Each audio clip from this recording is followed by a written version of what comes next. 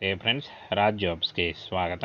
Friends, Karnataka examination ಅಥಾರಿಟಿಯಿಂದ ನೇಮಕಾತಿಯ ಹೊಸ ಅಧಿಸೂಚನೆ ಬಿಡುಗಡೆಯಾಗಿದೆ ನೋಡಿ.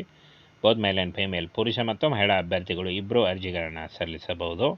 ಕರ್ನಾಟಕದ ಯಾವುದೇ ಡಿಸ್ಟಿಕ್ಕಿಂದ ಕೂಡ ನೀವು ಈ ಒಂದು ಹುದ್ದೆಗಳಿಗೆ ಅರ್ಜಿಗಳನ್ನು ಸಲ್ಲಿಸಬಹುದಾಗಿರುತ್ತೆ. ಒಟ್ಟು 2882 ಹುದ್ದೆಗಳಾಗಿರ್ತವೆ. SDA ಮತ್ತು FDA ಹಾಗೂ ಇನ್ನೂ ಉಳಿದಂಥ ವಿವಿಧ ಉದ್ಯೋಗಗಳಾಗಿರ್ತವೆ ನೋಡಿ.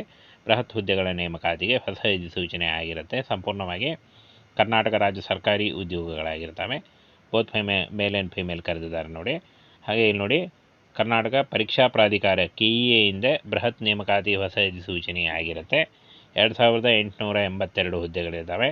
ಹಾಗೆ ಈ ಒಂದು ಹುದ್ದೆಗಳಿಗೆ SLC, PUC ಹಾಗೂ ITI ಪಾಸ್ ಆದಂಥ ಬೋತ್ ಮೇಲ್ ಆ್ಯಂಡ್ ಫಿಮೇಲ್ ಅರ್ಜಿಗಳನ್ನು ಸಲ್ಲಿಸಬಹುದು. ಇನ್ನು ಫ್ರೆಂಡ್ಸ್, SDA FDA ಹುದ್ದೆಗಳಾಗಿರ್ತವೆ.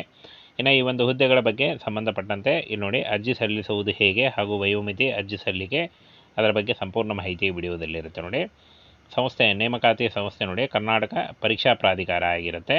ಹುದ್ದೆಗಳ ಸಂಖ್ಯೆ 2882 ಹುದ್ದೆಗಳು. ಹಾಗೆ ಹುದ್ದೆಗಳ ಹೆಸರು ವಿವಿಧ ಉದ್ಯೋಗಗಳಾಗಿರ್ತವೆ. ಆನ್ಲೈನ್ ಮೂಲಕ ಅಫಿಷಿಯಲ್ ವೆಬ್ಸೈಟ್ಗೆ ಹೋಗಿ ನೀವು ಅರ್ಜಿಗಳನ್ನು ಸಲ್ಲಿಸಬೇಕಾಗತ್ತೆ. ಇನ್ನು ಫ್ರೆಂಡ್ಸ್, ಶೈಕ್ಷಣಿಕ ಅರ್ಹತೆಯನ್ನು ನೋಡೋದಾದರೆ ಇಲ್ಲಿ ನೋಡಿ, SSLC, PUC, ITI, ಡಿಪ್ಲೊಮಾ ಮತ್ತು ಯಾವುದೇ ಡಿಗ್ರಿ ಹಾಗೂ ಸ್ನಾತಕೋತ್ತರ ಪದವಿ ಪೂರ್ಣಗೊಳಿಸಿದಂಥ ಅಭ್ಯರ್ಥಿಗಳು ಕೂಡ ಈ ಒಂದು ಹುದ್ದೆಗಳಿಗೆ ಅರ್ಜಿ ಸಲ್ಲಿಸಬಹುದು. ಇನ್ನು ವಯೋಮಿತಿಯನ್ನು ನೋಡೋದಾದರೆ 18ರಿಂದ 35 ವರ್ಷದ ಒಳಗಿನವರು ಅರ್ಜಿಗಳನ್ನು ಸಲ್ಲಿಸಬಹುದು. OBC ಅಭ್ಯರ್ಥಿಗಳಿಗೆ 3 ವರ್ಷ ಮತ್ತು SC ST ಅಭ್ಯರ್ಥಿಗಳಿಗೆ ಒಂದು ಫ್ರೆಂಡ್ಸ್ 5 ವರ್ಷಗಳವರೆಗೆ ಅರ್ಜಿಗಳನ್ನು ಸಲ್ಲಿಸಬಹುದಕ್ಕೆ ಒಂದು ವಯೋಮಿತಿ ಸಡಿಲಿಕೆ ಕೂಡ ಇರುತ್ತೆ. ಇನ್ನು ಆಯ್ಕೆ ವಿಧಾನವನ್ನು ನೋಡೋದಾದರೆ ಫ್ರೆಂಡ್ಸ್, ಈ ಒಂದು ಹುದ್ದೆಗಳಿಗೆ ಸ್ಪರ್ಧಾತ್ಮಕ ಪರೀಕ್ಷೆ, ಕನ್ನಡದಲ್ಲಿ ಸ್ಪರ್ಧಾತ್ಮಕ ಪರೀಕ್ಷೆ ಇರುತ್ತೆ. ನಂತರ ಸಂದರ್ಶನ ಹಾಗೂ ಇತರೆ ಆಧಾರದ ಮೇಲೆ, ಅಂದರೆ ನಿಮ್ಮ ಡಾಕ್ಯುಮೆಂಟ್ಸ್ ವೆರಿಫಿಕೇಷನ್ ಮೂಲಕ ಆಯ್ಕೆಯನ್ನು ಮಾಡಿಕೊಳ್ಳಲಾಗುತ್ತೆ ನೋಡಿ. ಹಾಗೆ ಸಂಬಳವನ್ನು ನೋಡೋದಾದರೆ ಕನಿಷ್ಠ 21,000ದಿಂದ ಗರಿಷ್ಠ 63,870ರವರೆಗೆ ಒಂದು ಪರ್ ಮಂತ್ ಸಂಬಳ ಆಗಿರುತ್ತೆ ನೋಡಿ.